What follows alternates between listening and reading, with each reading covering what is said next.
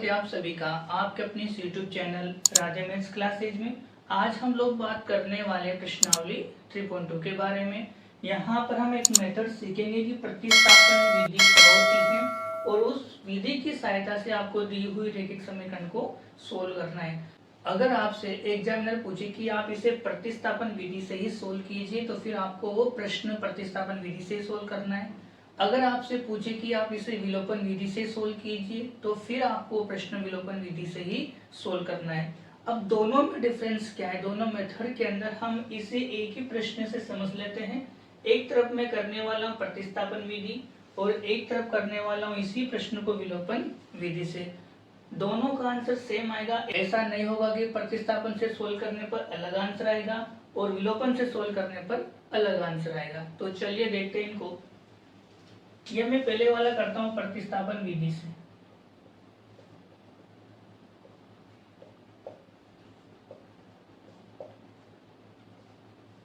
देखो यहां पर लिखा हुआ है प्रतिस्थापन, नाम से स्पष्ट हो रहा है। यहाँ पर इन दोनों समीकरणों में से आपको किसी एक वेरिएबल्स की यहाँ पर वैल्यू निकालनी है और फिर उस वेरिएबल्स की वैल्यू को किसी भी एक समीकरण में आपको पुट कर देना है। ठीक है, वहां से आपका आंसर आ जाएगा। तो चलिए देखते हैं इसको।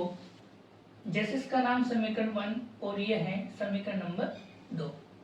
तो आप मुझे बताइए इक्वेशन नंबर 1 से, देखिए यहां से मैं क्या लिख सकता हूं, x equal to 14 minus y लिखा जा सकता है। इसको आप समीकरण नंबर 3 नाम दे दीजिए। अब यहां से आपको क्या करना है, इस x के मान को सेकंड नंबर समीकरण के अंदर पुट कर दीजिए। तो हम लिखेंगे यहां पर समीकरण 3 से x का मान समीकरण 2 में रखने पर, रखो समीकरण नंबर 2 के अंदर। समीकरण नंबर 2 कहाँ गई, ये रही। या x की जगह क्या रखना है आपको, 14 माइनस वाई। ये रखा 14 माइनस वाई। अब यहाँ से माइनस वाई ये लिखा, फिर माइनस वाई इक्वल टू 4। इसको सोल्व कीजिए आप।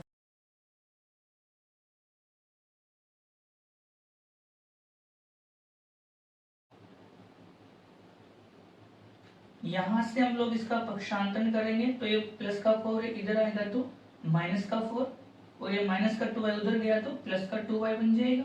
14 माइनस 4 10 बन गया और ये 2y और यहाँ से y की वैल्यू आपके पास आ चुकी है 5। अब y की वैल्यू कितने निकल कर आ चुकी है, 5 आ चुकी है। अब आपको करना क्या है, इस y का मान जो है आप समीकरण नंबर 1 के अंदर पुट कर दीजिए। y का मान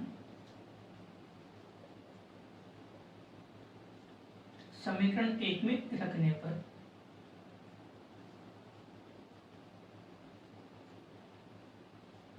रखिए, y इक्वल टू कितना दिया हुआ है, 5 है। तो यहां पर आप x प्लस 5 इक्वल टू 14, यहां से x बराबर लिखा जा सकता है 14 माइनस 5 और x बराबर कितना आ जाएगा आपके 9। तो ये जो क्वेश्चन हमने सोल्व किया है, ये कौन सी मेथड से सोल्व किया है, प्रतिस्थापन विधि से सोल्व किया है। अब हम इसी प्रश्न को विलोपन विधि से सोल्व करते हैं।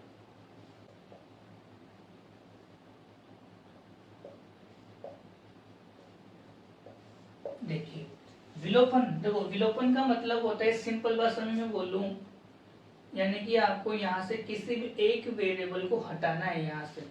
अब वो वेरिएबल कैसे हटेगा, चाहे आप उसको प्लस करो, माइनस करो, गुणा करो, कुछ भी करो, लेकिन आपको एक वेरिएबल यहाँ से गायब करना है। तो जैसे यहाँ से एक वेरिएबल हट जाएगा तो दूसरा वेरिएबल अपने आप बच जाएगा और दूसरे वेरिएबल से आपका आंसर आ जाएगा। फिर उसी वेरिएबल्स की जो वैल्यू है वो आप इक्वेशन नंबर 1 में रखिए या फिर 2 में रखिए, वहां से आपको जो दूसरा वेरिएबल्स है उसके भी आंसर आ जाएगा। विलोपन विधि के अंदर क्या होता है, आपको एलिमिनेट करना है, किसी भी एक वेरिएबल को यहाँ से हटाना है। तो चलिए देखते हैं इसको भी। जैसे यहाँ पर लिखा समीकरण नंबर 1, तो अब आप यहाँ से किसी भी वेरिएबल को हटा सकते हो। कैसे हटाओगे कि आप माइनस कर दो, यहाँ पर समीकरण 1 में से समीकरण नंबर 2 को माइनस कर दो। यहाँ लिखा हुआ है x plus y equal to 14 और x minus y equal to 4। अब देखो, आपको जो सबसे बड़ा पॉइंट है यहाँ पर प्लस माइनस का ध्यान रखते हुए चलना है।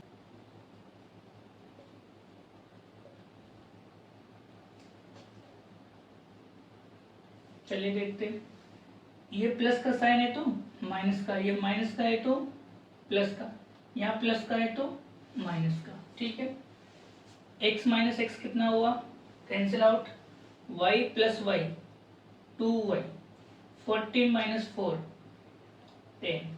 तो यहाँ से y इक्वल टू कितना आ चुका है 5, y इक्वल टू 5 आ चुका है। अब ये y का मान चाहे आप समीकरण नंबर 1 में रखो या 2 में रखो, आपकी इच्छा। तो ये जो y का मान है समीकरण 1 में या फिर 2 में रखकर चेक कीजिए आप। समीकरण 2 में रखने पर कोई सी भी समीकरण में रख सकते हो। यहाँ पर लिखा हुआ x माइनस y की वैल्यू कितनी आ चुकी है 5 इक्वल टू 4।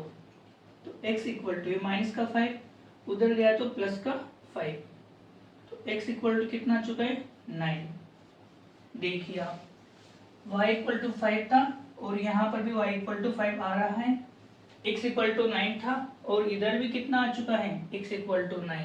तो आप चाहे प्रतिस्थापन विधि से करो चाहे विलोपन विधि से करो, आंसर सेम आएगा। लेकिन अगर आपको एग्जाम के अंदर ऐसा बोला गया है कि आपको केवल प्रतिस्थापन विधि से ही सोल्व करना है तो फिर आपको ऐसे सोल्व करना पड़ेगा, और आपसे बोला जाए कि आपको ये विलोपन विधि से ही सोल्व करना है तो फिर आपको ऐसे करना पड़ेगा।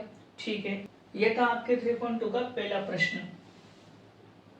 तो आप इसको नोट डाउन कर लीजिए।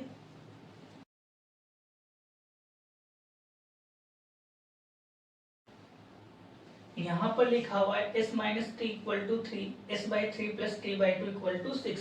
दो समीकरण आपको दी हुई हैं और आपको s और t की वैल्यू यहाँ से फाइंड आउट करनी है। तो चलिए देखिए इसको, इस समीकरण नंबर 1 और इस समीकरण नंबर 2। यहाँ से आप किसी एक की वैल्यू निकाल लीजिए और फिर उसको किसी भी समीकरण में पुट कर दीजिए। तो चलिए देखते करते इसको। समीकरण नंबर 1 से देखो आप, समीकरण 1 से क्या निकल कर रहा है, मैं यहाँ पर लिख सकता हूँ s बराबर 3 प्लस टी, ऐसा लिखा जा सकता है यहाँ पर।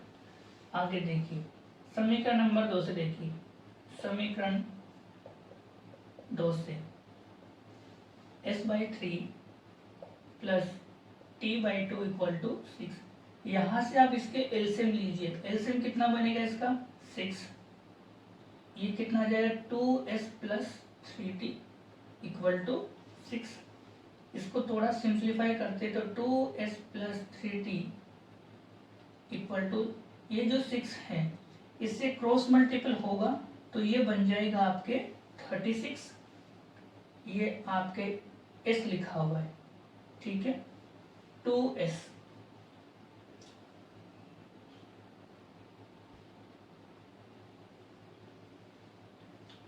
अब यहाँ से जो s का मान है वो आप इस समीकरण में पुट कर दीजिए, इसे आप समीकरण नंबर 3 नाम दे दीजिए। s का मान समीकरण 3 में रखने पर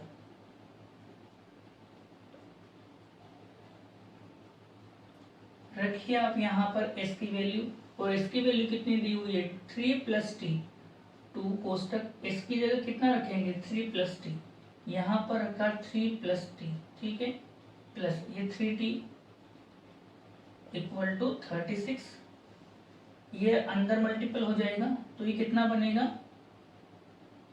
2 को 3 से मल्टीपल किया 6 plus 2t plus 3t equal to 36, ये 6 प्लस 2t प्लस 3t कितना बन जाएगा 5t इक्वल टू 36।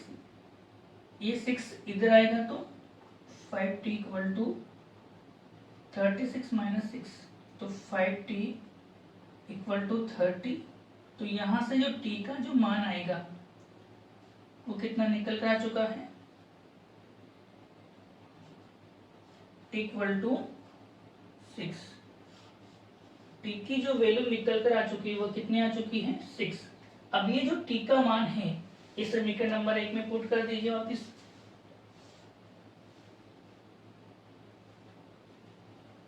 टी का मान समीकरण 1 में रखने पर तो रखिए आप इसको, यहां से s माइनस टी की वैल्यू कितनी है, 6 equal to 3। s equal to, ये माइनस का 6 है, उधर गया तो प्लस का 3 प्लस 6, तो s इक्वल टू 9। तो यहाँ पर s की वैल्यू कितनी आ चुकी है, 9, और t की वैल्यू कितनी आ चुकी है, 6।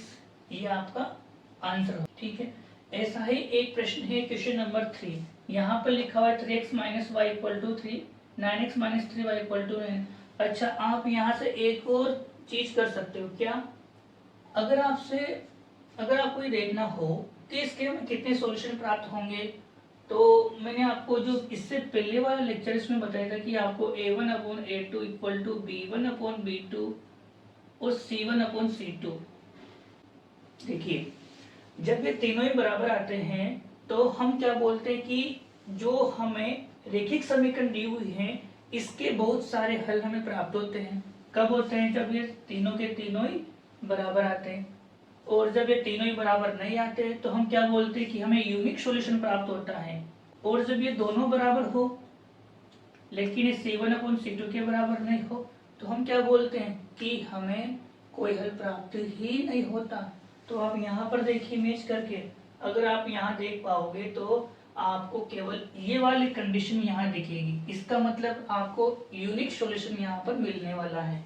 देखो कहाँ से, यहाँ से देखिए आप s यहाँ से, क्योंकि इसका जो सॉल्यूशन है थोड़ा सा, क्योंकि इसको जो थोड़ा सोल्व किया है उसी का जो रूप है, ये दोनों समीकरण सेम हैं, तो यहाँ से लिखा जाएगा 1/2 a1/a2 1/2। इसी तरीके से t, और यहाँ देखिए -1 -1/3, ये -1/3।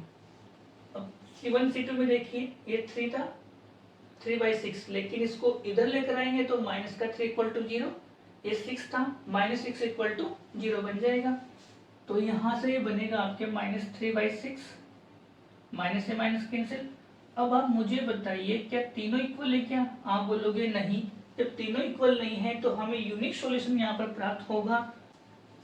सेम काम अगर यहाँ पर करते हैं तो देखिए यहाँ से 1/, यहाँ लिखा हुआ है 3/9 -1/-3, 3/9, ठीक है।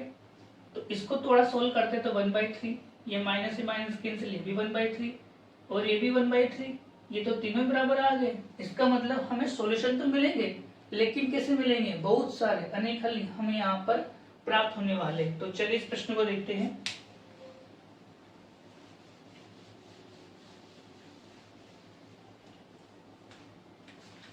यहाँ से आप किसी भी एक वेरिएबल की वैल्यू निकाल लीजिए और फिर उसी वेरिएबल की वैल्यू को समीकरण नंबर 2 में पुट कर दीजिए। ये समीकरण नंबर 1 और इसे मैंने नाम दे दिया समीकरण नंबर 2। समीकरण 1 से देखिए आप, समीकरण 1 से क्या निकल कर आ रहा है, यहां से निकल कर आ रहा है आपके y equal to 3 - 3x, 3x minus 3। इस y को मैं इधर लेकर चला गया और इस 3 को इधर लेकर आ गया, तो y equal to 3x minus 3। y का मान समीकरण 2 में रखने पर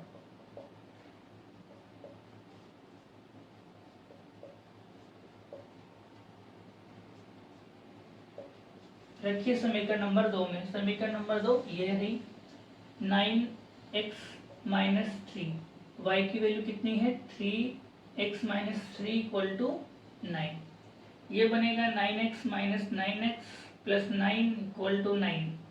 9x से 9x कैंसिल आउट और 9 इक्वल टू 9। इसका मतलब क्या हुआ, क्या 9 के बराबर होता है, हाँ 9 तो 9 के बराबर होता है। इसका मतलब क्या हुआ? इसका मतलब ये हुआ कि जो ये कथन आपके पास आ रखा है 9 इक्वल टू 9, ये x के सभी मान के लिए सत्य होगा। हम लिख सकते हैं अतः उपरोक्त कथन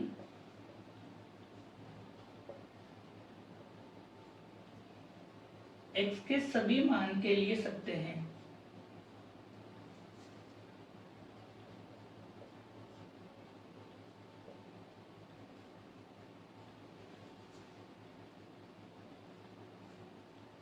ठीक है, जो ये कथन आपके पास आ रखा है ये x के सभी मान के लिए सत्य होगा। लेकिन हमें यहाँ पर ये पता नहीं चल रहा है कि x का जो पर्टिकुलर वैल्यू क्या आएगी, x का जो विशेष मान क्या आएगा, x का जो यूनिक सॉल्यूशन क्या बनेगा, वो हमें यहाँ पर पता नहीं चल रहा है। तो हम लोग ये बोल सकते हैं इसलिए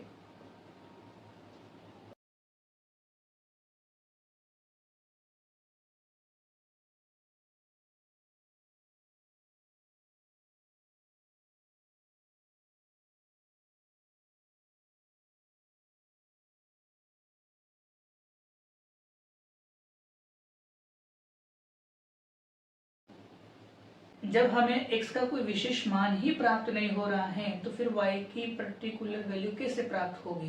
भाई हम लोग क्या करते हैं, यहाँ से जैसे आपने t की वैल्यू यहाँ पर आपने फाइंड आउट कर ली, जब आपको t की वैल्यू ही प्राप्त नहीं होगी तो आप s की वैल्यू कैसे फाइंड आउट कर पाओगे? तो यहाँ पर सेम काम है, अगर आपको यहाँ x की वैल्यू ही फाइंड आउट नहीं हो रही है तो फिर आप y की वैल्यू कैसे फाइंड आउट कर पाओगे? तो हम सेम टू सेम ये चीज यहाँ पर लिख सकते हैं, अतः तथा y का भी कोई विशेष मान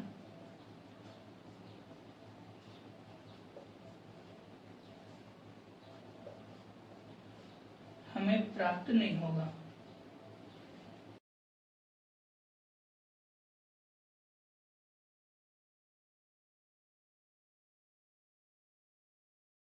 और ऐसी कंडीशन कब होगी? देखो सोचो आप, ऐसी स्थिति कब बनेगी जब हमें x का भी कोई पर्टिकुलर वैल्यू प्राप्त नहीं हो रही, y की भी पर्टिकुलर वैल्यू प्राप्त नहीं हो रही। ऐसा केवल तभी संभव हो सकता है कि जब दोनों रेखाएं एक दूसरे के ऊपर ओवरलैप करें, दोनों रेखाएं एक दूसरे के ऊपर स्थित हो। जब दोनों रेखाएं एक दूसरे के ऊपर स्थित होगी तो उसका प्रत्येक बिंदु क्या बन जाएगा? उसका सॉल्यूशन बन जाएगा।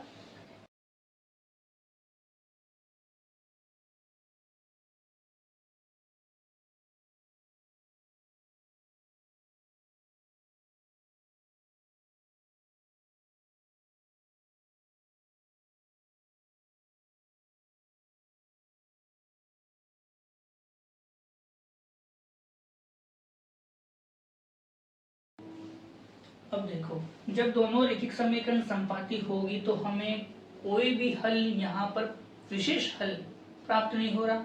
हल तो प्राप्त हो रहे लेकिन बहुत सारे अपरिमित रूप से अनेक हल हमें यहाँ पर प्राप्त हो रहे हैं। तो हम बोल सकते हैं अतः समीकरण 1 व 2 से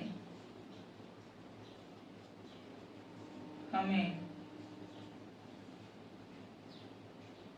अपरिमित रूप से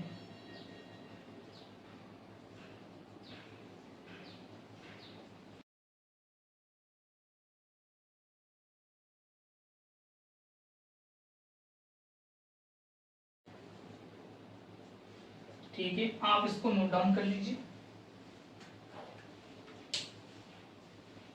क्वेश्चन नंबर 4 देखिए, इसमें लिखा हुआ है कि 0.2x plus 0.3y equal to 1.3। इसे मैंने नाम दे दिया क्वेश्चन नंबर 1 और इसे नाम दे दिया क्वेश्चन नंबर 2। इसको थोड़ा सिंप्लीफाई आप कर सकते हो समीकरण 1 से।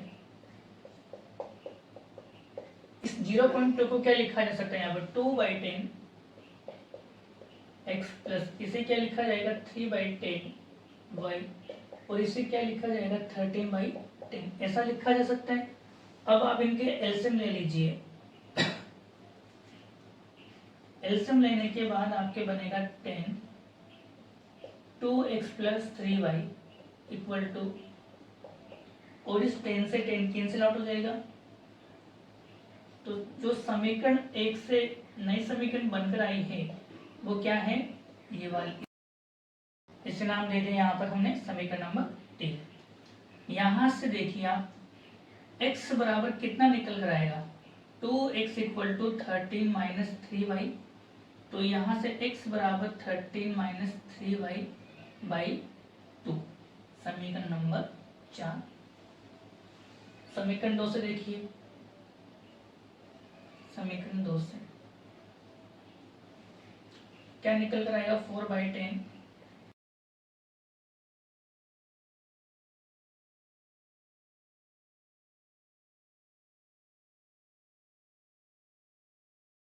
वही काम यहाँ पर आपको एलसीएम लेना है। कितना है 10, ये बनेगा 4x plus 5y equal to 23/10 और 10 से 10 cancel out, 4x plus 5y equal to 23। इसे नाम दे दिया समीकरण नंबर 5। जो समीकरण नंबर 1 थी इसका रूपांतरित रूप क्या बना, समीकरण नंबर 3। इस समीकरण को इस फॉर्मेट में लिख दिया। सेम यही काम समीकरण नंबर 2 के लिए किया, इस समीकरण को इस फॉर्मेट में यहाँ पर हमने लिख दिया। ठीक है, अब इनको सोल्व करना है। किन किन को सोल्व करना है, समीकरण नंबर 3 और समीकरण नंबर 5। इन दोनों समीकरणों को सोल्व करना है, x और y की वैल्यू फाइंड आउट करनी है। यहाँ से हमने समीकरण नंबर 3 से x की वैल्यू निकाल ली। अब इस x की वैल्यू को समीकरण नंबर 5 में आप पुट कर दीजिए।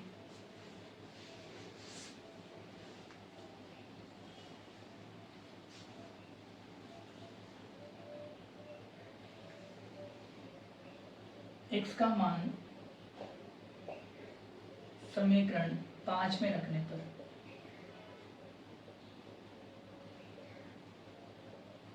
रखिए आप समीकरण नंबर 5 में। समीकरण नंबर 5 4x और x की वैल्यू कितनी है, 13 minus 3y by 2 plus 5y equal to 23। थोड़ा सिंप्लीफाई कर सकते हो आप इसको, 2 से 4 2 टाइम्स डिवाइड हो जाएगा। अब इस 2 को अंदर मल्टीपल कीजिए तो ये बन जाएगा आपके 2 को 13 से किया तो 26 minus 6y plus 5y equal to 23। यहाँ से बनेगा आपके 26 माइनस y इक्वल टू 23। ये 23 प्लस का इसको इधर लेकर आओ, 26 माइनस 23, ये माइनस का y उधर गया तो प्लस का y बन जाएगा। तो आप मुझे बताइए यहाँ से जो y की वैल्यू है कितनी निकल कर आ चुकी है। अब इस y की वैल्यू को आप चाहे समीकरण नंबर 3 में रखो चाहे 5 में रखो, किसी भी समीकरण में रख सकते हो। ठीक है, y का मान समीकरण 3 में रखने पर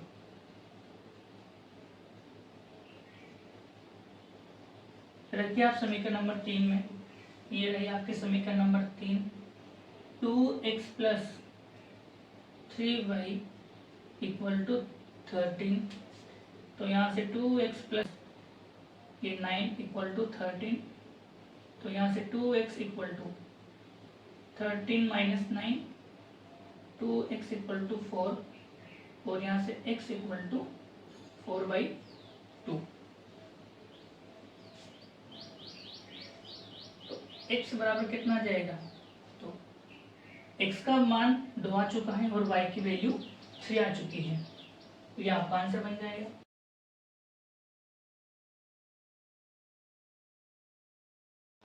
अब 5 नंबर प्रश्न देखिए, इसे मैंने नाम दे दिया समीकरण नंबर 1 और इसे नाम दे दिया मैंने समीकरण नंबर 2। आपको फिर से वही काम करना है, x का मान निकालना है या फिर आप y का मान निकाल लो, उस मान को आप समीकरण नंबर 2 में रख दीजिए, आपके आंसर आ जाएगा। ठीक है, तो समीकरण नंबर 1 से देखिए आप,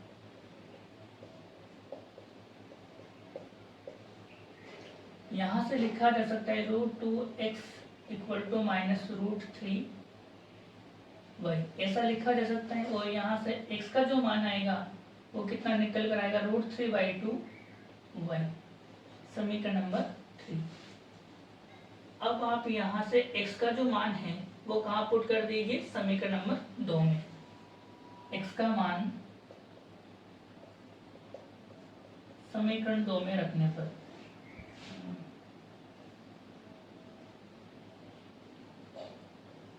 तो चलिए यहाँ पर रखिए आप √3 minus √3 by √2 y minus √8y।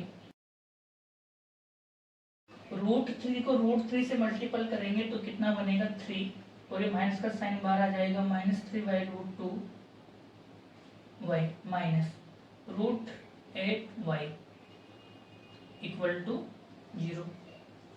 यहाँ से एलसीएम आ जाएगा, कितना है एलसीएम √2, यहाँ पर लिखा जाएगा माइनस का 3y माइनस एलसीएम लिया तो कितना है √2, और √2 को √8 से मल्टीपल करेंगे √16। कैसे आएगा, मतलब ऐसे √8 गुणा √2 इक्वल टू 0।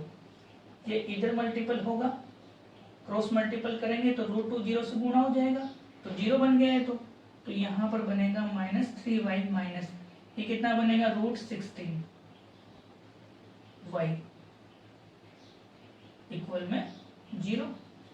इसे थोड़ा और सिंप्लीफाई कर सकते हैं, √16 किसका वर्गमूल होता है 4 का, 4y इक्वल टू 0। ये वाला बन गया। अब -3y माइनस 4y कितना बनता है, -3y minus 4y minus 7y equal to 0।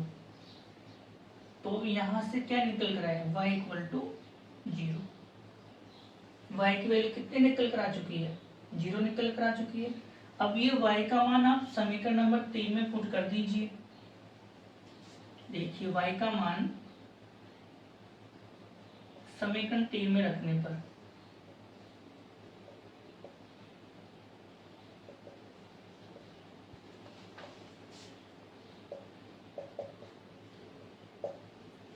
देखिए आप समीकरण नंबर 3 में, तो यहाँ से क्या निकल कर आएगा, x बराबर -√3/2 गुणा 0। पूरी संख्या 0 से मल्टीपल होगी तो x की वैल्यू कितनी निकल कर आएगी, 0। अतः जो आपको समीकरण दी हुई है, इस समीकरण के जो सॉल्यूशन हमें प्राप्त हो रहे हैं वो क्या हो रहे हैं, x equal to 0 y equal to 0।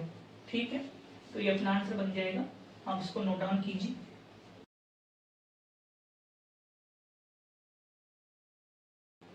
चलिए देखिए क्वेश्चन नंबर 6 है आपका, 3/2x minus 5/3y equal to -2। इसे मैंने नाम दे दिया समीकरण नंबर 1 और इसे नाम दे दिया मैंने समीकरण नंबर 2। आप इसे थोड़ा सिंप्लीफाई कर सकते हो, कैसे, समीकरण 1 से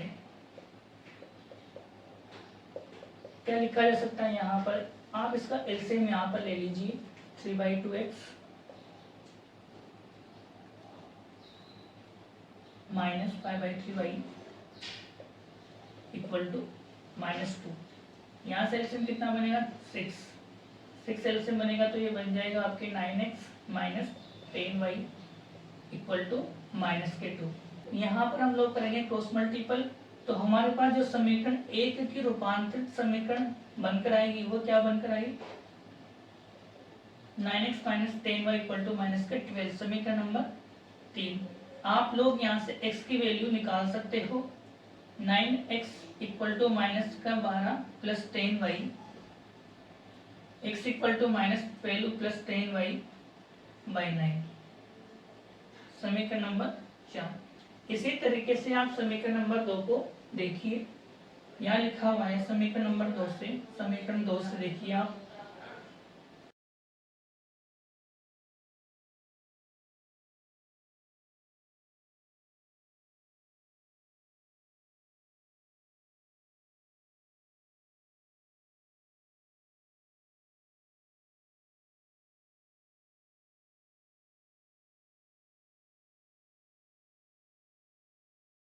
हम लोगों ने यहाँ पर इसके एलसीएम ले रखे हैं। 6s का एलसीएम आया 2x plus 3y equal to 13/6, 6 से 6 कैंसिल आउट हो जाएगा।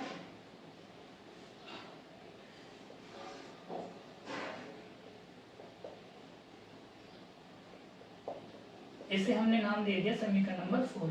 तो हम अब बात करेंगे केवल समीकरण नंबर 3 और समीकरण नंबर 4 के बारे में। क्यों?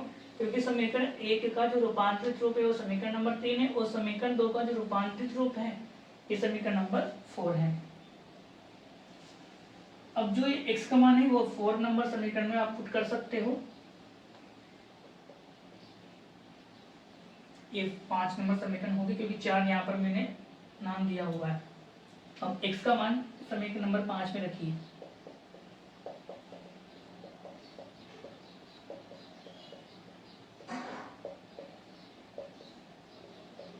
रखिए यहाँ पे x का मान 2, x की वैल्यू कितनी है -12 plus 10y by 9 plus 3y equal to 13।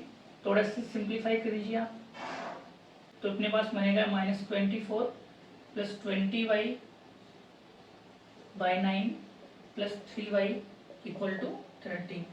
आप अब इसका एलसीएम लीजिए तो ये बन जाएगा -24 प्लस 20y प्लस ये बन जाएगा 27y बाई 9 इक्वल टू 13। अब आप इसका क्रॉस मल्टीपल कीजिए। क्रॉस मल्टीपल करने पर क्या प्राप्त होगा, -24 प्लस 20y प्लस 27y कितना बन जाएगा 47y इक्वल टू 117। 9 को जैसे 13 से मल्टीपल करेंगे तो 117, तो 47y इक्वल टू 117 प्लस 24। ये माइनस का था तो इधर आने के बाद प्लस का 47y इक्वल टू 141। यहाँ से y की वैल्यू जो निकल कर आएगी आपके पास 141 को डिवाइड करो 47 से, 4 दिया 12 और 7 21, तो ये कितनी बार जाएगा ये 3 टाइम्स। यहाँ से y की जो वैल्यू है अपने पास कितनी निकल कर आ चुकी है 3। अब इस y की वैल्यू को आप चाहे 3 के अंदर रखो चाहे आप 5 के अंदर रखो, जो सिंपल समीकरण आपको दिखे जैसे आपकी सुविधा हो वैसे आप मान रख सकते हो। इस y की वैल्यू 3 को आप 5 में रखिए, y बराबर 3 समीकरण नंबर 5 में रखने पर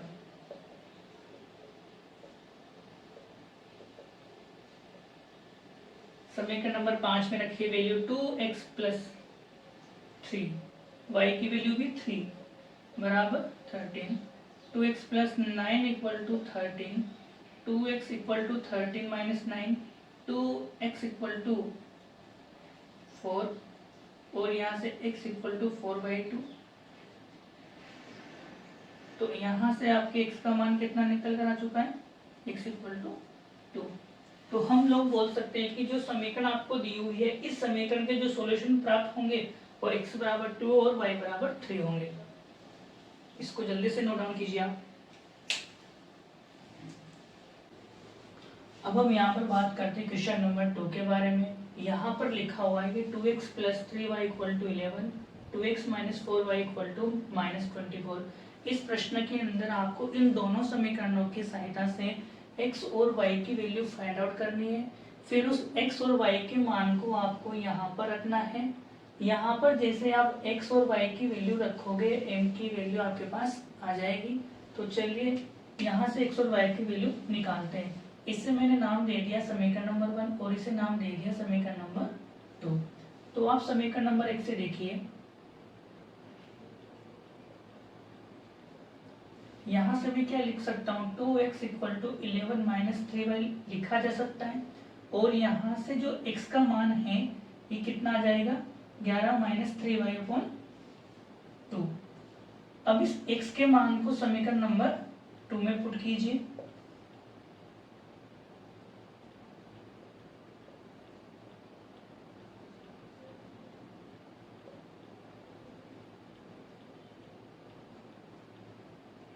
तो रखिए यहाँ पर ये 2, x की जगह आपको क्या रखना है 11 minus 3y upon 2, 11 minus 3y by 2 minus 4y equals to -24। अब यहाँ पर ये कैंसिल आउट हो जाएगा, यहाँ से कितना बचेगा 11 minus 3y minus 4y equal to -24। ये माइनस का 3y माइनस का 4y कितना बनेगा माइनस का 7y। ये प्लस का 11 उधर गया तो माइनस का 11, तो अपने पास आ चुका है -7y इक्वल टू -35। माइनस से माइनस कैंसिल आउट, यहाँ से 7y इक्वल टू 35 और y की जो वैल्यू है ये अपने पास आ चुकी है 5।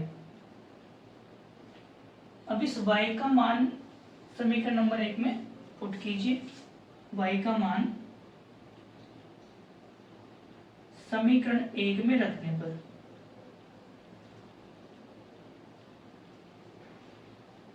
तो रखिए आप समीकरण नंबर 1 में 2x प्लस 3y, y की जगह कितना रखूंगा मैं 5 equal to 11।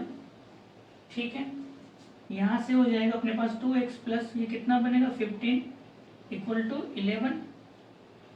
2x equal to 15 उधर गया तो माइनस का, तो यहाँ से 2x इक्वल टू कितना बन जाएगा माइनस का 4 और यहाँ से x इक्वल टू -4/2 और यहाँ से x का जो मान अपने पास आ जाएगा वो कितना आएगा -2। x का मान अपने पास आ चुका है, y का मान अपने पास आ चुका है। अब इस x और y का मान आप इस वाले समीकरण के अंदर पुट कीजिए। इसे आप समीकरण नंबर 3 नाम दे दीजिए। हम लोग ये बोल सकते हैं x व y का मान समीकरण 3 में रखने पर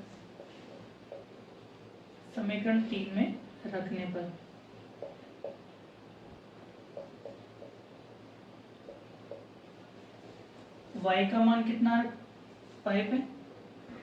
5 इक्वल टू m, x की वैल्यू -2 प्लस 3, तो 5 इक्वल टू -2m प्लस 3, तो यहाँ से कितना बनेगा 5 माइनस 3 इक्वल टू -2m, तो 2 इक्वल टू -2m, तो m इक्वल टू -1। m का मान कितना आ चुका है -1 और यही हमारा आंसर होगा।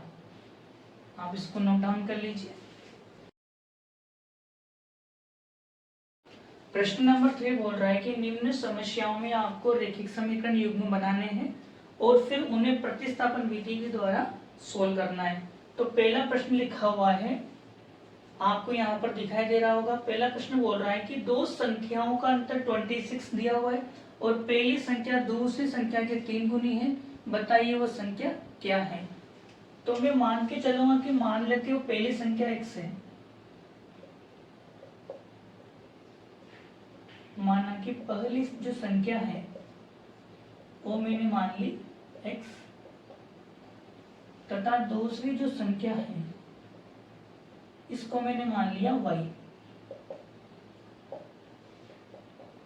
अब प्रश्न वाला बोल रहा है कि पहली संख्या और दूसरी संख्या का जो अंतर है वो कितना दिया हुआ है 26।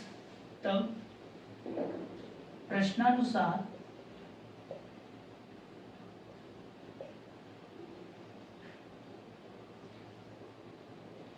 दोनों संख्याओं का अंतर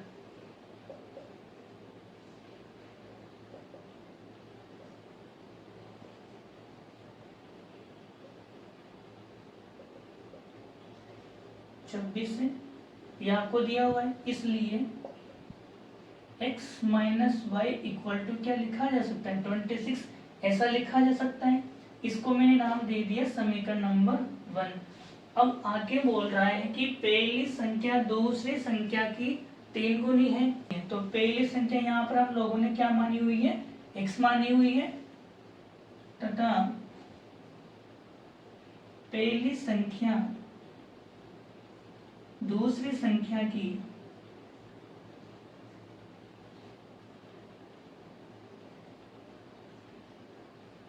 3 गुनी है।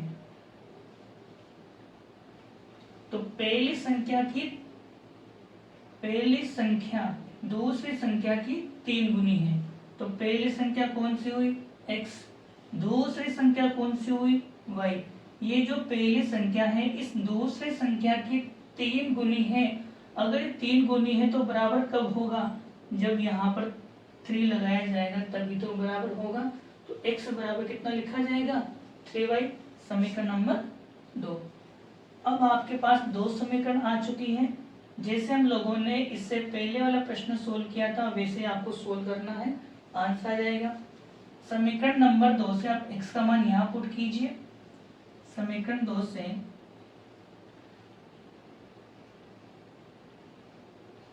x का मान समीकरण 1 में रखने पर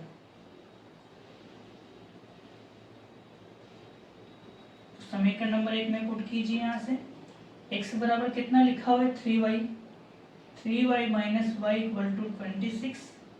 यहाँ से कितना होगा 2y इक्वल टू 26 और यहाँ से y इक्वल टू 26/2। तो यहाँ पर y का मान कितना चुका है 13।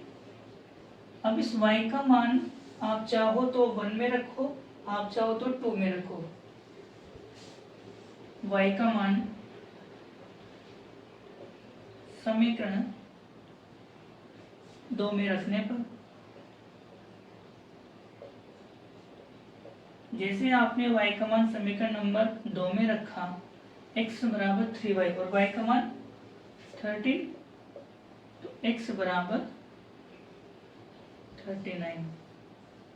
और आपसे क्या बोला गया है कि बताओ दोनों संख्या कौन सी है, अतः अभिष्ट संख्या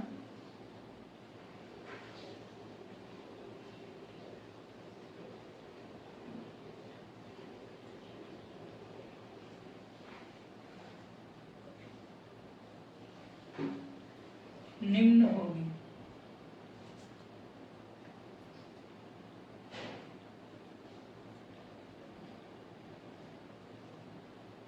y इक्वल टू 13 होगी। ठीक है, लिखिए आप इसको। क्वेश्चन नंबर 2 में लिखा हुआ है दो समपूरक कोणों में से बड़ा कोण छोटे कोण से 18 डिग्री अधिक है। और आपको ये पता होगा कि दो समपूरक कोणों का योग कितना होता है 180 डिग्री होता है। तो मैंने यहाँ पर मान लिया कि माना कि बड़ा कोण कितने डिग्री का मान लिया x डिग्री का, माना कि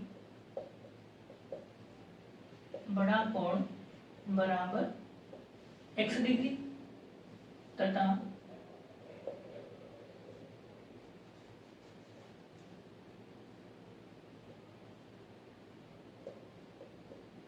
छोटा कोण y डिग्री।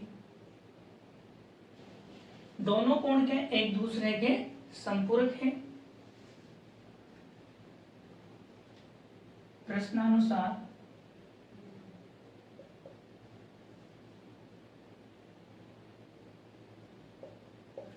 बड़ा कोण छोटे कोण से 18 डिग्री अधिक है।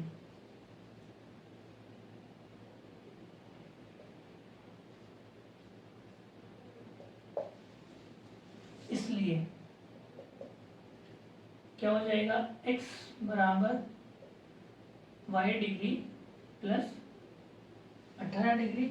इसे मैंने नाम दे दिया समीकरण नंबर 1। क्योंकि हम जानते हैं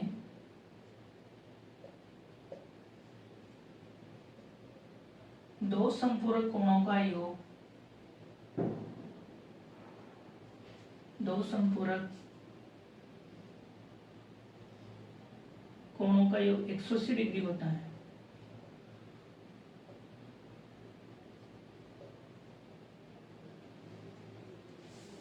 इसलिए x degree plus y degree equal to 180 degree, समीकरण नंबर 2। अब आप समीकरण नंबर 1 से समीकरण नंबर 2 में मान रखिए। समीकरण नंबर 1 से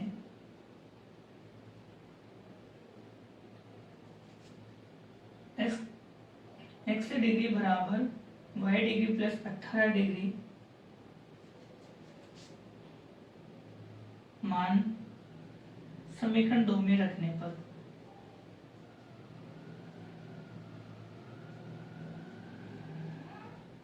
तो आप समीकरण नंबर 2 में वैल्यू रखिए।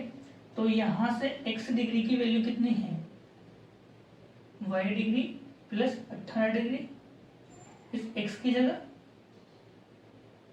Plus y degree equal to 180। ये y कितना हुआ 2y,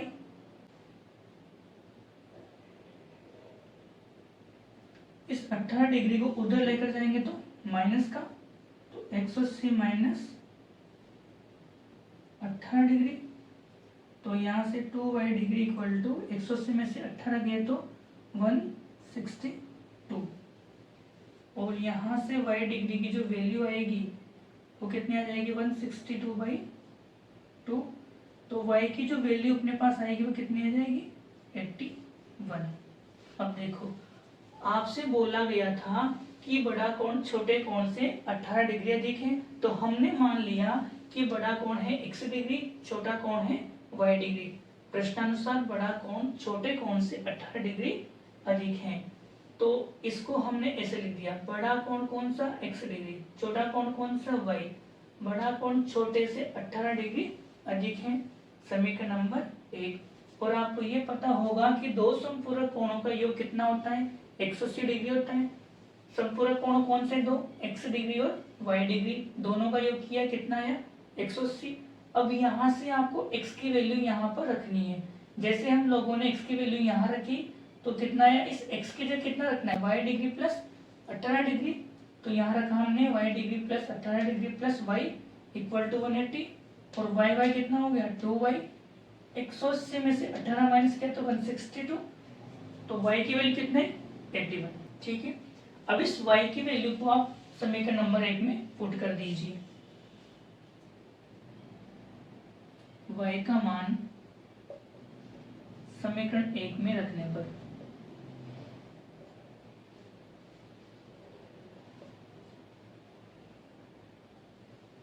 तो देखिए समीकरण नंबर 1 में ये रही आपकी समीकरण नंबर 1,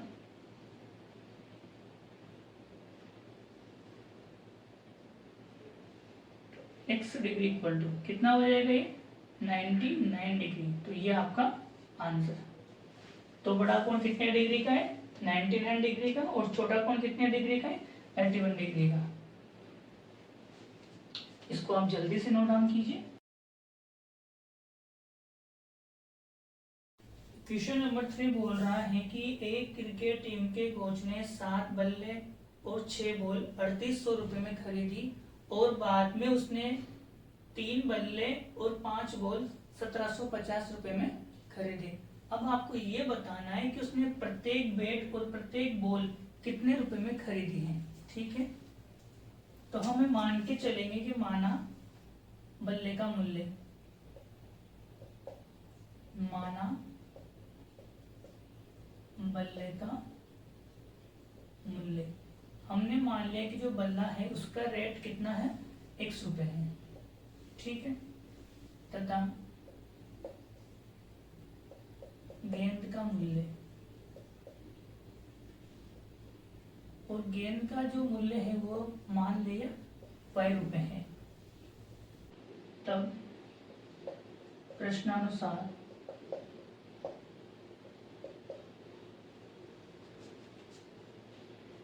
सात बल्ले और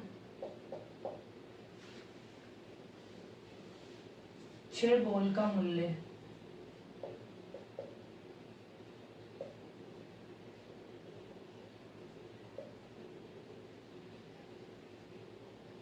3800 रुपए है। इसलिए एक बल्ले का मूल्य कितना है 1 रुपए, और एक गेंद का मूल्य क्या है 5 रुपए। आप यहाँ पर एक कर लो, माना एक बल्ले का मूल्य तथा एक गेंद का मूल्य। अगर एक बल्ले का मूल्य 1 रुपए है तो 7 बल्लों का मूल्य कितना हो जाएगा 7x रुपए। अगर एक गेंद का मूल्य y रुपए है तो 6 गेंद का मूल्य कितना हो जाएगा 6y रुपए, और इन दोनों का जो योग है वो कितना रखा है 3800 रुपए। 7 बल्ले और 6 गेंदों का मूल्य कितना रखा है 3800 रुपए। इसे मैं नाम दे दिया समीकरण नंबर 1। तथा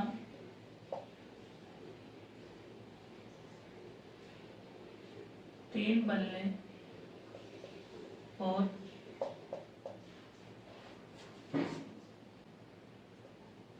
5 गेंद का मूल्य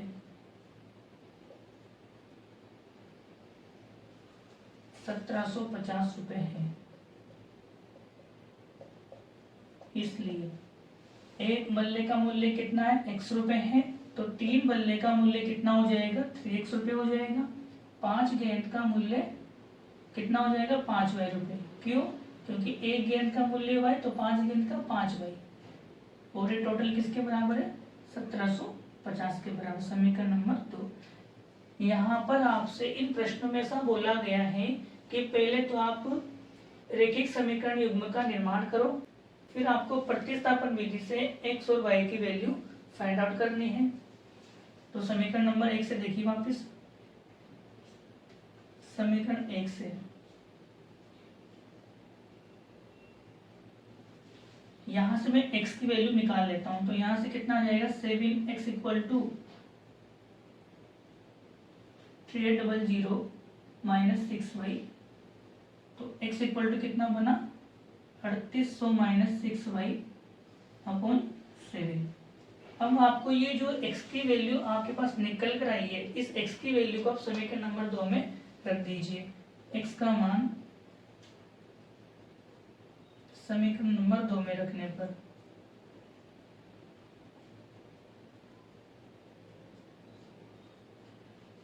रखिए आप समीकरण नंबर 2 में, ये 3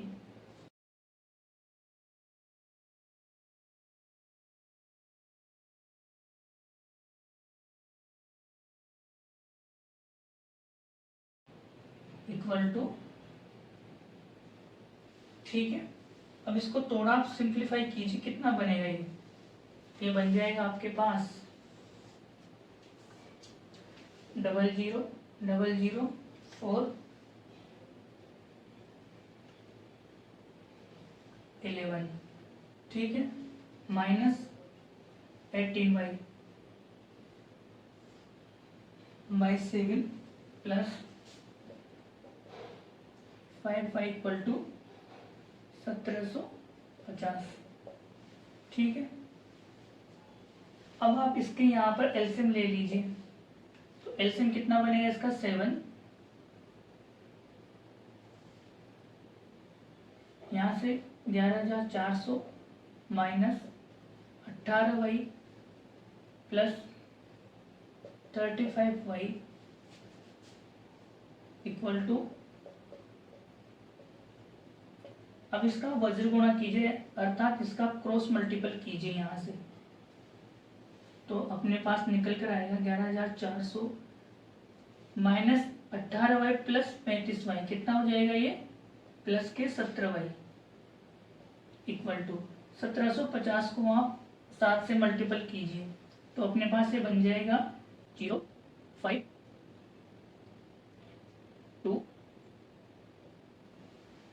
12,250 बन जाएगा।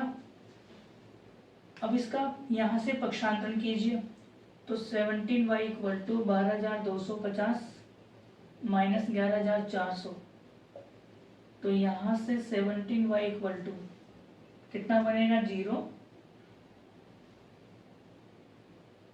ये 5, 8, 850 बनेगा। तो फिर यहाँ से y की वैल्यू अपने पास निकल कर आएगी 850 बाई 17, और y इक्वल टू अपने पास निकल कर आया 50। अब ये जो y का मान 50 आया, इस y के मान को आप समीकरण नंबर 1 में रख दीजिए। y का मान समीकरण 1 में रखने पर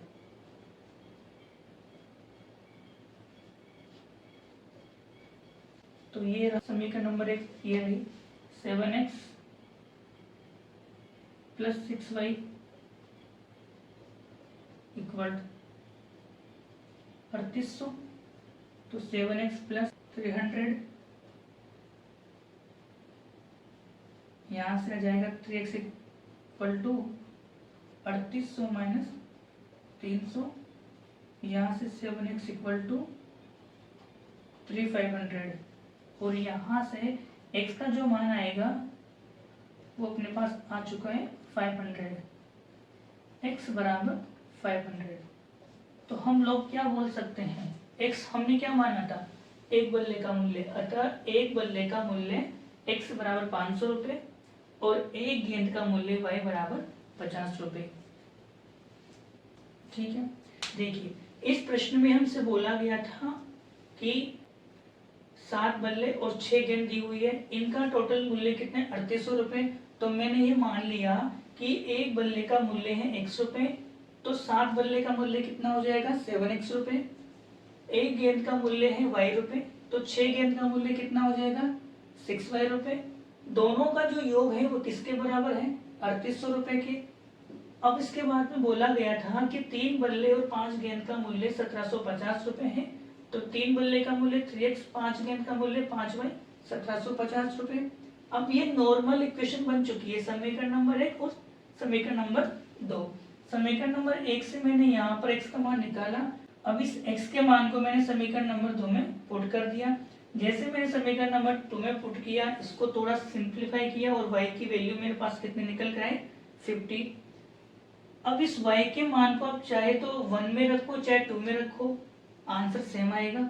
तो यहाँ से मैंने x का मान निकाल लिया, कितना बनकर आया 500, और x बराबर 500। इसका मतलब ये हुआ कि एक बल्ले का मूल्य x रुपए था और x की वैल्यू 500 के बराबर, तो एक बल्ले का मूल्य कितना बन जाएगा 500 रुपए और एक गेंद का मूल्य कितना बन जाएगा 50 रुपए।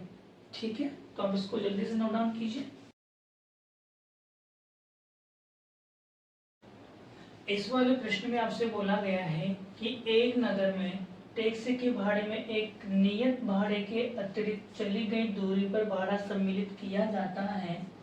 10 किलोमीटर दूरी के लिए भाड़ा 105 रुपए है, 15 किलोमीटर दूरी के लिए भाड़ा 155 रुपए है। नियत भाड़ा तथा प्रति किलोमीटर भाड़ा क्या है और एक व्यक्ति को 25 किलोमीटर यात्रा करने के लिए कितना भाड़ा देना होगा। इस प्रश्न को आप अच्छे से समझने की कोशिश करना।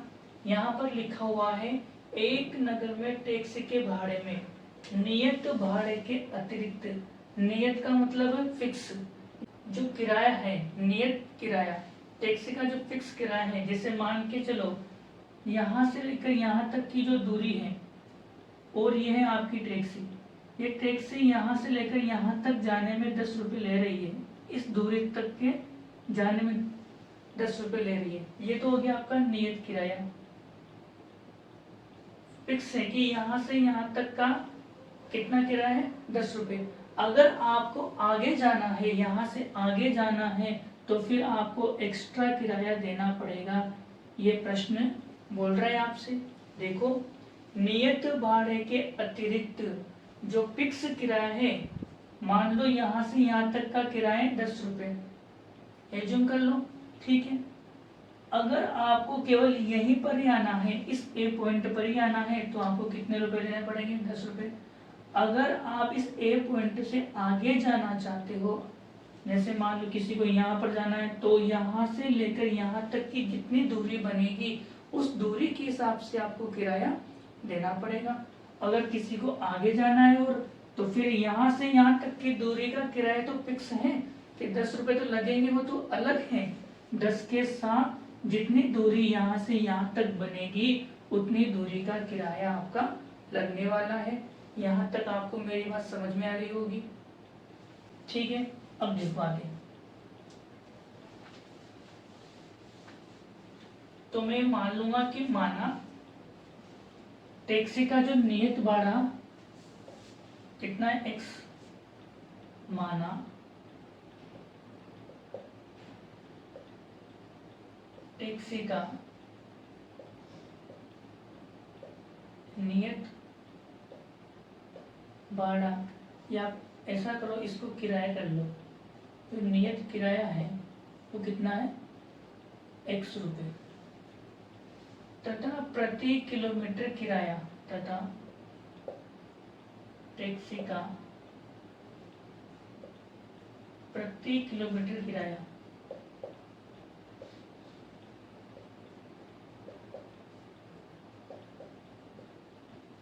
ये मैंने कितना मान लिया y मान लिया, ठीक है। टैक्सी का नियत किराया कितना है x रुपये, जो फिक्स है जो निश्चित किराया है वो कितना है x रुपये, तथा टैक्सी का प्रति किलोमीटर किराया कितना है y रुपये है। यहाँ तक आपको क्लियर हो गया होगा। अब देखो, तब प्रश्नानुसार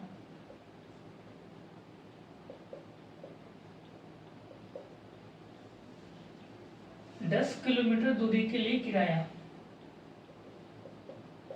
10 किलोमीटर दूरी के लिए किराया कितना है? 105 रुपए। अब इस लाइन को ध्यान से पढ़ने की कोशिश करो। यहाँ पर लिखा हुआ है 10 किलोमीटर दूरी के लिए किराया कितना है? 105 रुपए होगा। इसलिए x plus 10y equal to 105। क्या आपको ये वाली लाइन यहाँ से समझ में आई? देखो, आप इस प्रश्न को ध्यान से देखो। पहली लाइन में क्या लिखा हुआ है कि निश्चित भाड़ा नियत किराए के अलावा चली गई दूरी पर किराया सम्मिलित किया गया है। जो टोटल किराया है, देखो टोटल किराया कितना है?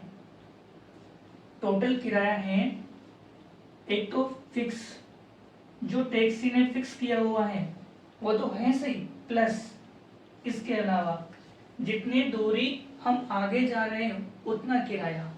जैसे मान लो 10 किलोमीटर गए तो प्रति किलोमीटर 1 किलोमीटर का अलग से लगेगा। फिर आपका जो फिक्स किराया है वो तो लग ही रहा है, जितने किलोमीटर आप आगे जा रहे हो उतने किलोमीटर का किराया एक्स्ट्रा लगेगा। ठीक है, तो यहाँ पर मैंने लिखा x plus 10y equal to 105 रुपये। क्यों लिखा भाई? 10 किलोमीटर तो ये तो एक्स्ट्रा है, जो फिक्स है उसके अलावा 10 किलोमीटर आया है तो अपने पास, तो फिक्स कितना था? x रुपये, एक्स्ट्रा कितना था? 10 किलोमीटर, और प्रति किलोमीटर का किराया कितना है? y रुपये, इसलिए इसको 10y कर दिया। ठीक है, समीकरण नंबर 1।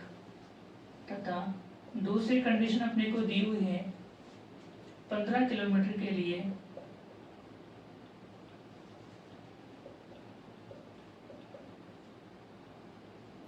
किराया कितना है? 155 रुपये। अब इसको क्या लिखा जाएगा? इसलिए x plus 15y equal to 155। समीकरण नंबर 2। समीकरण नंबर 1 से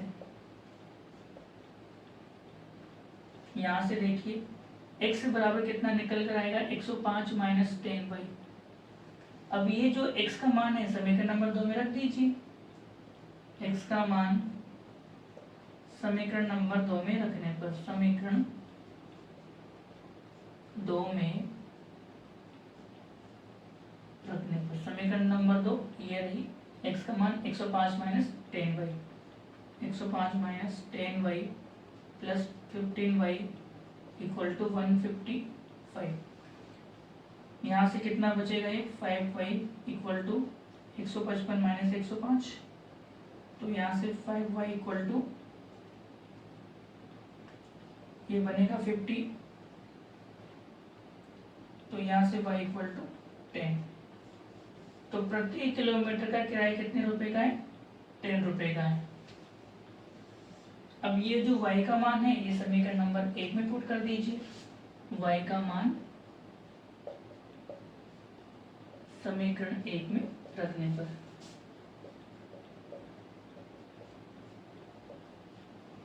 x plus 10y equal to 105 और y की value 10, x plus 100 equal to 105, तो x इक्वल टू 5। अब देखो x हमने क्या माना था? टैक्सी का नियत किराया, तो टैक्सी का फिक्स किराया कितने रुपए है? 5 रुपए, और प्रति किलोमीटर किराया कितना है? y, तो y किसके बराबर? 10 रुपए के बराबर। आपसे क्या पूछा गया है? नियत भाड़ा तथा प्रति किलोमीटर भाड़ा क्या है? तो नियत भाड़ा तो कितना है? 5 रुपए, और प्रति किलोमीटर भाड़ा कितना है? 10 रुपए। इसके अलावा आपसे पूछा गया है एक व्यक्ति 25 किलोमीटर यात्रा करने के लिए कितना किराया देगा? व्यक्ति को 25 किलोमीटर यात्रा करने के लिए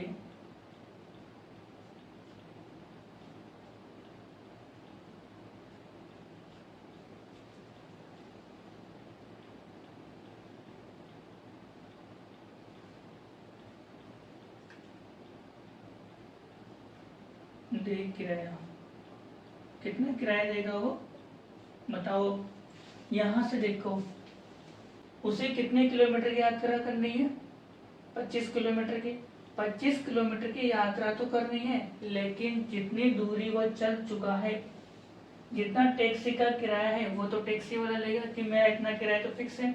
अगर आपको आगे जाना है तो फिर आगे का किराया एक्स्ट्रा लगेगा। तो कितना किराया फिक्स है, x तो फिक्स था। कितना आगे जाना है y, तो 25 y, x और y का मान यहाँ पुट कर दीजिए। x का मान बताइए 5, y का मान 10, कितना बनेगा 5 + 250 = 255 रुपीज। अतः व्यक्ति को 25 किलोमीटर यात्रा करने के लिए कितना किराया देना पड़ेगा, 255 रुपये देना पड़ेगा। ठीक है, आई होप आपको ये प्रश्न समझ में आया होगा। वीडियो को रिवाइंड करके देख सकते हो।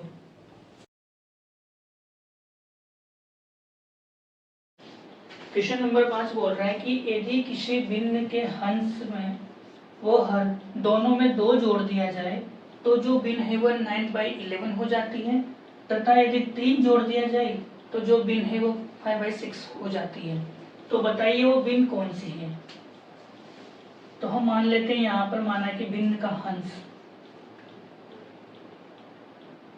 माना कि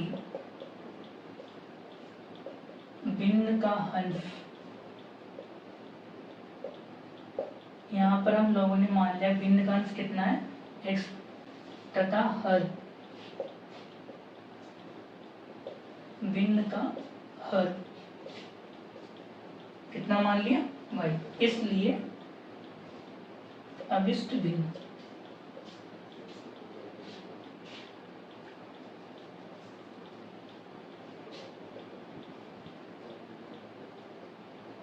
इसलिए जो हमारी भिन्न होगी वो क्या हो जाएगी, x/y।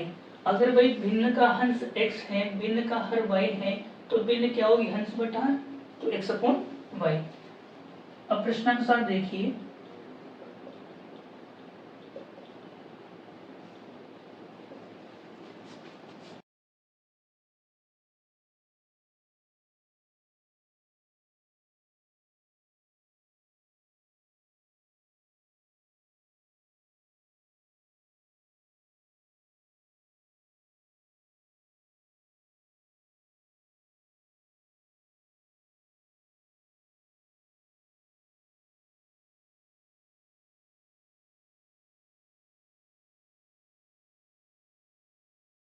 तो क्या हो जाती है, 9/11 हो जाती है।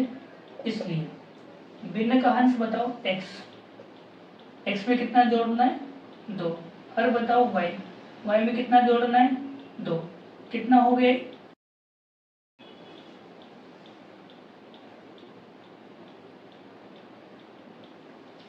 इसको थोड़ा सिंप्लीफाई कर लेते हैं, इसका यहाँ से क्रॉस मल्टीपल कर लेते हैं, जिसे हम लोग बोलते हैं वज्र गुणा करने पर, वज्र गुणा करने पर तो हमारे पास क्या निकल कर आएगा, अर्थात इसको क्रॉस मल्टीपल करना है। 11x + 22 = 9 को y से मल्टीपल करेंगे तो 9y + 18, तो अपने पास निकल कर आ चुका है 11x - 9y, ये प्लस का 22 प्लस का 18, ये 22 उधर गया तो माइनस का 22, तो अपने पास आएगा -4, समीकरण नंबर 1। ठीक है, अब देखिए, तथा भिन्न के अंश व हर में 3 जोड़ दिया जाए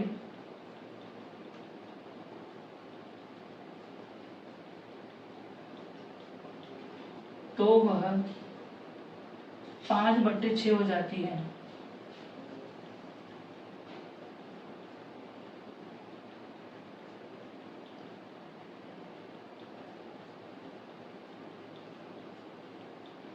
रखिए आप इसकी वैल्यू यहाँ पर, ये भिन्न का हंस कितना जोड़ना है 3 जोड़ना है, ये भिन्न का y, ये भिन्न का हर, इसमें भी कितना जोड़ना है 3, और भिन्न कितनी हो जाती है 6। इसको भी थोड़ा सिंप्लीफाई कर लीजिए आप, वज्र गुणा करने पर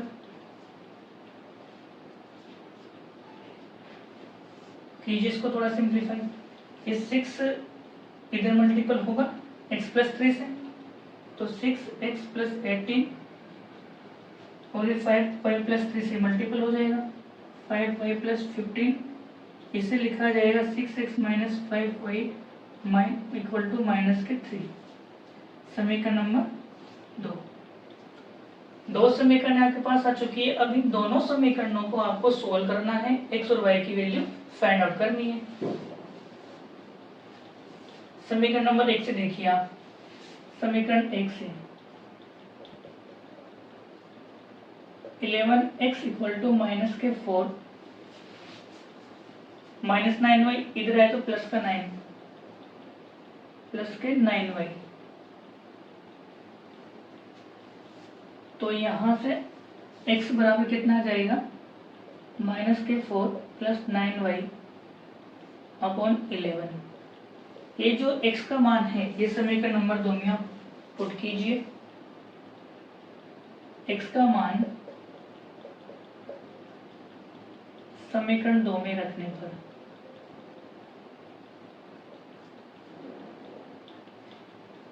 इस x के मान को आप समीकरण नंबर 2 में रखिए। समीकरण नंबर 2 ये रही 6, x का मान कितना है माइनस का 4 प्लस 9y बाई 11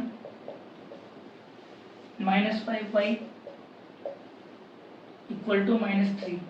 इसको थोड़ा सिंप्लीफाई कीजिए, 6 अंदर मल्टीपल होगा minus 24 plus 54y upon 11 minus 5y equal to minus 3। इनका आप एलसीएम लीजिए, यहाँ पर 1 ये 11 minus 24 plus 54y minus 55y equal to minus 3 minus 24 ये प्लस 54 माइनस, तो ये माइनस के y बाई 11 इक्वल टू, आप इसको यहाँ से क्रॉस मल्टीपल कीजिए, 11 को माइनस 3 से किया तो माइनस 33, तो minus y equal to minus 33 plus 24, तो minus y equal to minus 9, minus से minus cancel out, y equal to 9, तो y की वैल्यू कितनी आ चुकी है 9।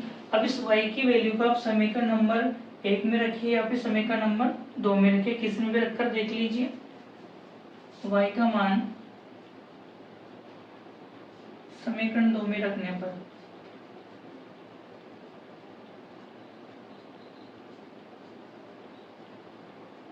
रखिए समीकरण नंबर 2 में 6x माइनस 5 y का मान 9 इक्वल टू माइनस 3, तो यहाँ से कितना बनेगा ये 6x, 9 को 5 से मल्टीपल किया तो 45 और 45 माइनस कर उधर गया तो प्लस में चला जाएगा माइनस 3 प्लस 45, तो यहाँ से 6x बराबर 42 और यहाँ से x बराबर 7, तो x का मान कितना चुका है 7, y का मान कितना चुका है 9, तो यहाँ लिखा जा सकता है अतः भिन्न का अंश x बराबर 7 तथा हर y बराबर 9, इसलिए अभिष्ट भिन्न 7/9 होगी और यही आपका आंसर है। तो आप इसको जल्दी से नोट डाउन कर लीजिए। क्वेश्चन नंबर 6 में लिखा हुआ है कि 5 वर्ष बाद जैकब की आयु उसके पुत्र की आयु के 3 गुनी हो जाएगी तथा 5 वर्ष पहले जैकब की आयु उसकी पुत्र की आयु की 7 गुनी थी। ठीक है, अब देखते हैं। तो हम मान लेते हैं कि जैकब की आयु कितनी है x है, माना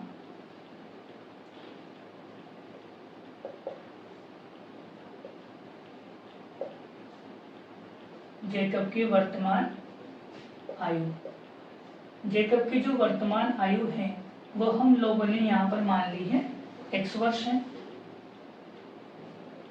तथा उसके पुत्र की वर्तमान आयु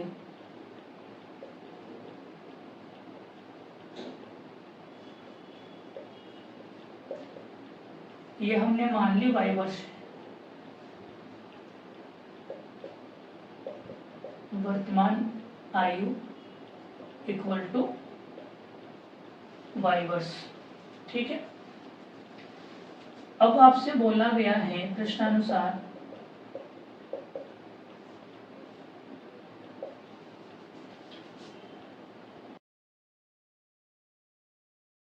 पांच वर्ष पश्चात, 5 वर्ष बाद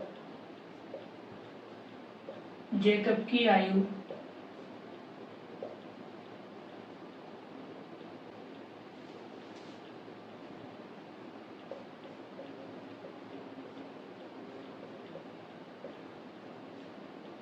तीन गुनी हो जाएगी।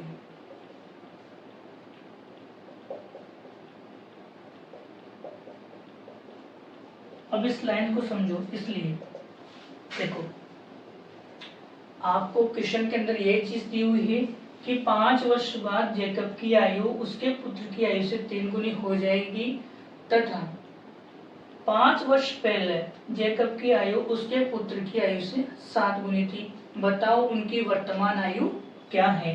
तो मैंने ये मान लिया कि जेकब की वर्तमान आयु है x वर्ष तथा उसके पुत्र की वर्तमान आयु है y वर्ष।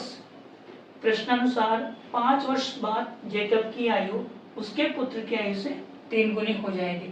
इस लाइन को ध्यान से पढ़ना, यहाँ पर लिखा हुआ है 5 वर्ष बाद, तो अभी प्रेजेंट में उसकी एज कितनी है, अभी प्रेजेंट में उसकी आयु कितनी है x, तो 5 वर्ष बाद जेकब की आयु कितनी हो जाएगी x + 5। आपको यहाँ तक समझ में आ गया होगा। अब देखो जब 5 वर्ष बाद जेकब की आयु x + 5 होगी तो उसके पुत्र की आयु कितनी होगी बताओ। भाई पुत्र की आयु भी y है, तो 5 वर्ष बाद कितनी हो जाएगी y + 5। दोनों की 5 वर्ष बाद वाली एज अपने पास आ चुकी है कि 5 वर्ष बाद जेकब की आयु उसके पुत्र की आयु से 3 गुनी हो जाएगी।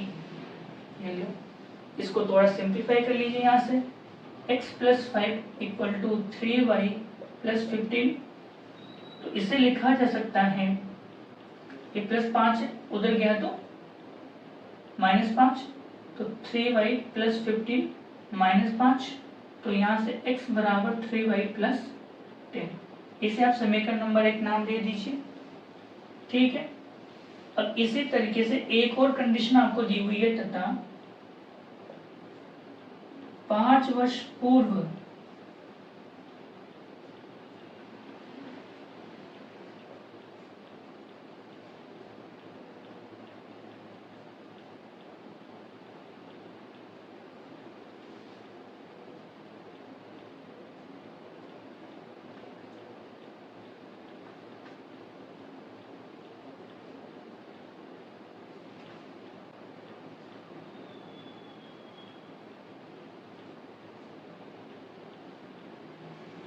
ये कंडीशन आपको दी हुई है, इसलिए अभी प्रेजेंट में उसकी एज कितनी है x वर्ष, तो 5 वर्ष पहले कितनी हो जाएगी x - 5। अगर मैं आपसे पूछूं कि अभी जेकब की आयु 20 वर्ष है, तो 5 वर्ष पहले कितनी हो जाएगी, आप माइनस ही तो करोगे, कितनी होगी 15, 5 साल पहले 15 की।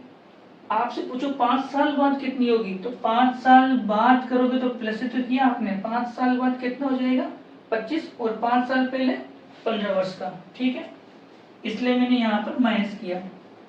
तो उसके पुत्र की एज कितनी हो जाएगी 5 साल पहले y - 5। अब ये कह रहा है कि जेकब की जो आयु है 5 वर्ष पूर्व उसके पुत्र की आयु की 7 गुनी थी। पुत्र की आयु की कितनी थी 7 गुनी थी। इसको सिंप्लीफाई कर लीजिए आप, तो x - 5 = 7y - 35। तो यहां से x = 7y - 35 + 5, तो इसे लिखा जा सकता है x = 7y - 30। समीकरण नंबर 2 समीकरण आपके पास आ चुकी है, और x और y की वैल्यू आपको निकालनी है। अब तो काम ही हो गया अपना। देखिए समीकरण नंबर 1 से आप x का मान समीकरण नंबर 2 में पुट कर दीजिए। x का मान समीकरण 1 से x का मान समीकरण 2 में रखने पर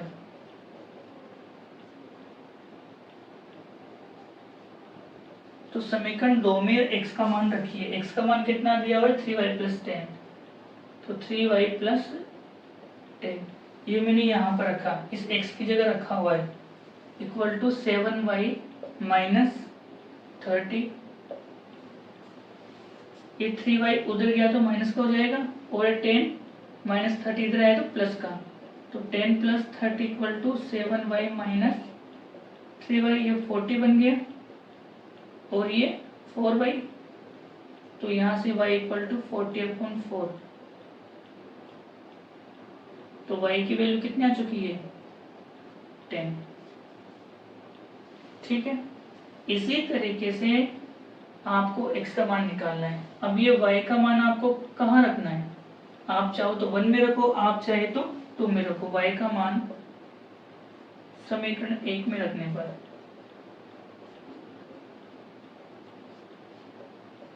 तो समीकरण 1 कहाँ गई, ये रही, x बराबर 3y + 10, तो x बराबर 30 + 10, x बराबर 40। तो जेकब की वर्तमान आयु कितनी आ चुकी है 40 वर्ष, और उसके पुत्र की वर्तमान आयु कितनी आ चुकी है 10 वर्ष। आई होप आपको ये चीज समझ में आई होगी। इसको हम जल्दी से नोट डाउन कर लीजिए।